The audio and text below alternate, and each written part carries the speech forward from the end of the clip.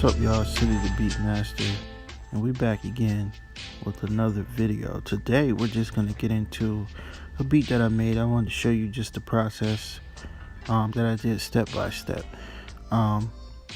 It's not really too much going on in this beat. I have a sample, and I'm just gonna chop the part that I want and just mess around with the pitch a little bit. The main focus here is to just, let you see what I do, how I sequence my beats, how I do it live with finger drumming. So how it all incorporates, and this is pretty much what I do for all of my beats. Any beat I make, if I can't finger drum it, for the most part I don't make it.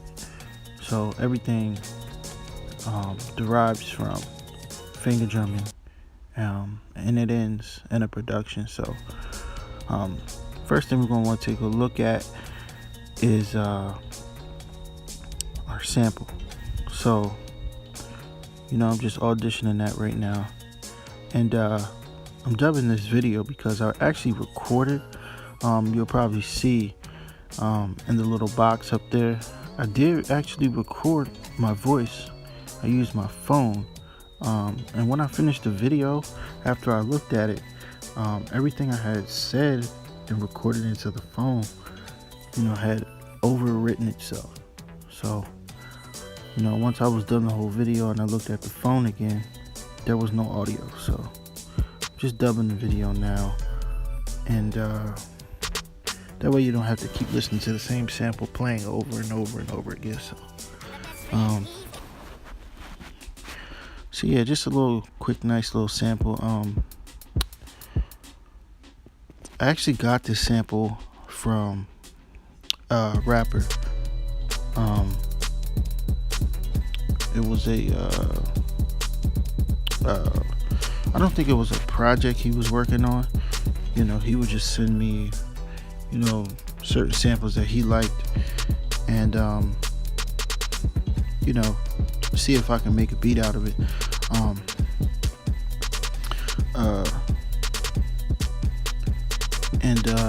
This sample specifically was excuse me, this sample specifically was one that he had sent, that he actually didn't end up using. So I made the beat. He didn't want it. The reason why was because he wanted me to sample, I think it was this song. It was a specific part in the sample that he wanted a beat created out of, and this wasn't something I was getting paid to do, so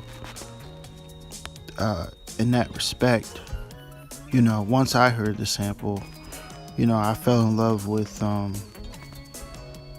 just like one of the main parts in the sample, and I made a beat out of that, instead of specifically searching for what sound in the sample he wanted specifically. And at that time he would send me a lot of samples, and it was just kind of a hit or miss deal. Like, hey, if I make something, I make it. If I don't, I don't. You know what I mean? So, like I said before, I wasn't under contract or anything like that. This is just, it's actually one of my brother's friends, and he sought me out. He liked my beats and stuff like that. So, it was just I'll send you something. If you send something back, cool. If you don't, it's whatever. That's the way I took it, But with this sample, it wasn't too crazy.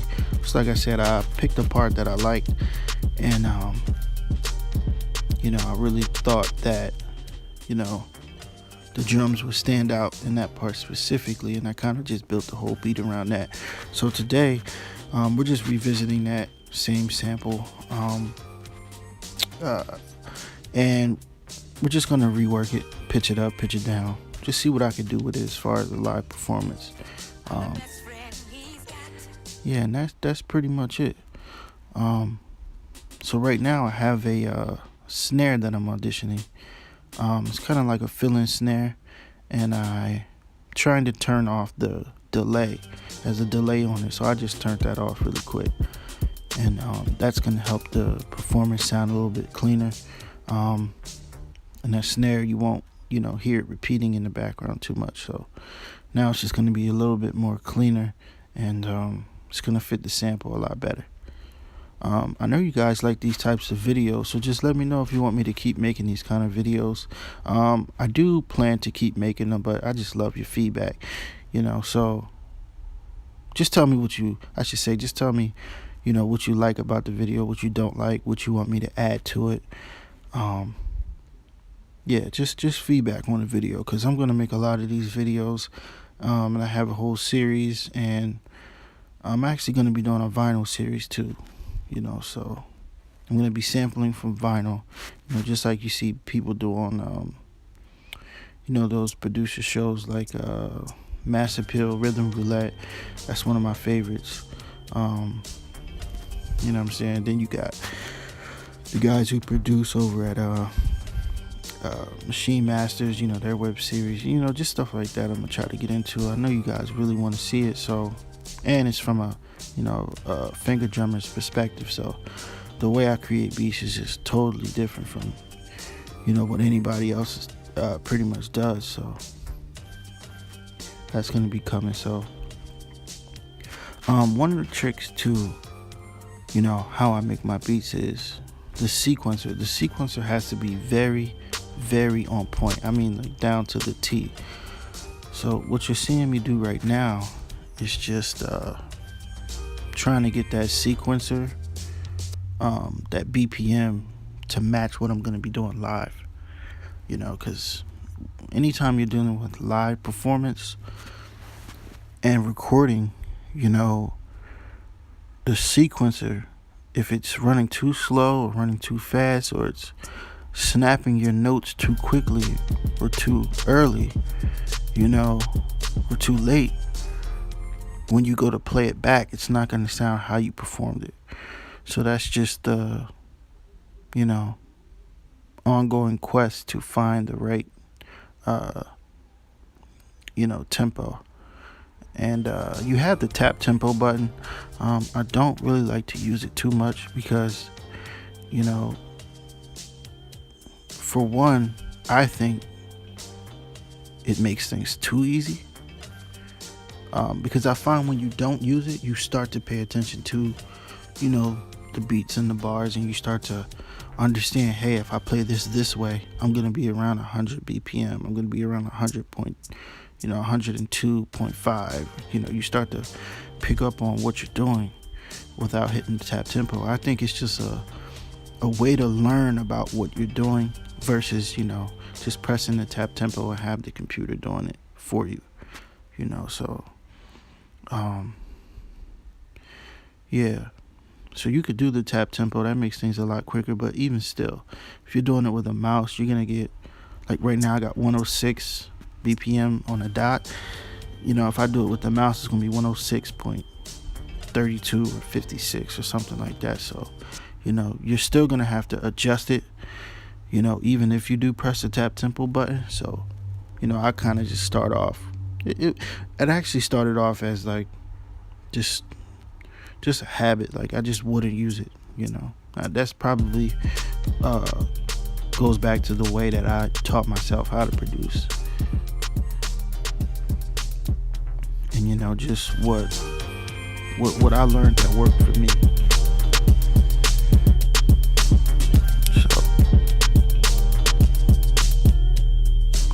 So we just finger jammed the whole pretty much performance into the sequencer. So just gonna play it back and try to get the cleanest version that we can.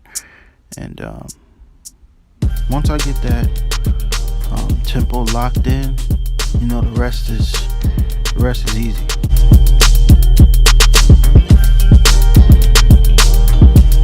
So that's drums, that's sample, That's percussion. That's everything being recorded on one sequence, and that's pretty much how I do all my beats.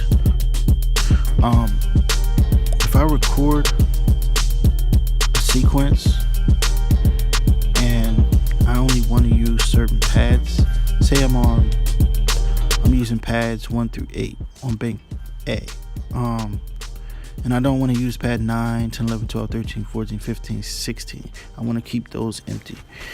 What I'll do is I'll go to pad bank B, which is going to be empty, and I'll place the sample somewhere on pad bank B. And I won't make a new track. I'll leave everything on sequence 1, track 1. And on bank B, what I'll do is I'll play that sequence just like you see it there where it's recorded. All the notes are recorded, and I'll fill in that other sample, and it'll still be on track 1, sequence 1, so I don't have to make a whole nother sequence or to do it that way, because this is just the way I produce sequence to sequence. A lot of people start a sequence and then they produce track to track and then they go to sequence. I don't do that. So for the most part, I treat my banks as different tracks, because all tracks play, at the same time. So any sound that you place on track 1 or any sound you place on track 2, you'll hear both sounds at the same time.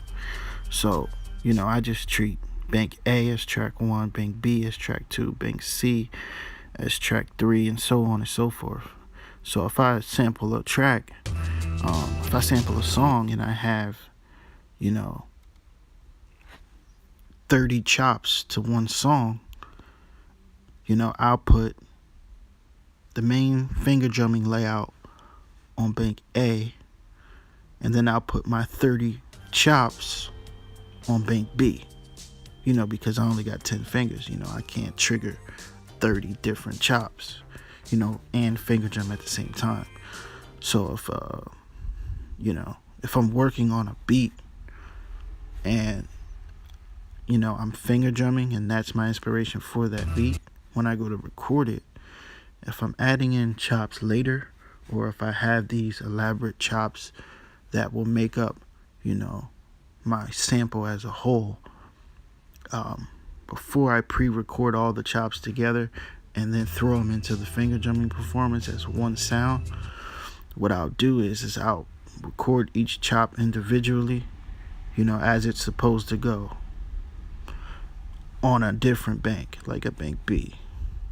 And bank B will have all the different chops, so bank B will play just like a one-shot sample loop, basically. And I'll have more videos on that later. It's kind of hard to explain without doing it, but just a little insight to how I produce. But don't worry, it's more videos coming later, and make sure you subscribe. Make sure you subscribe. Ooh, I can't talk. Make sure you subscribe and watch those other videos. And that's pretty much it for this video. One of the other things is your pad polyphony. You have to make sure everything is on mono, and if you're working with more than one sample, you want to set up a mute group for that sample. So my samples are all on mute group 2, so anytime I make another chop, and incorporate that into the beat, I'll make sure to set the next chop to sample group mute group 2, and set the pad polyphony to mono, so every time I hit the sample, it doesn't play twice, it just repeats from the beginning. And that's just basic stuff you guys know already.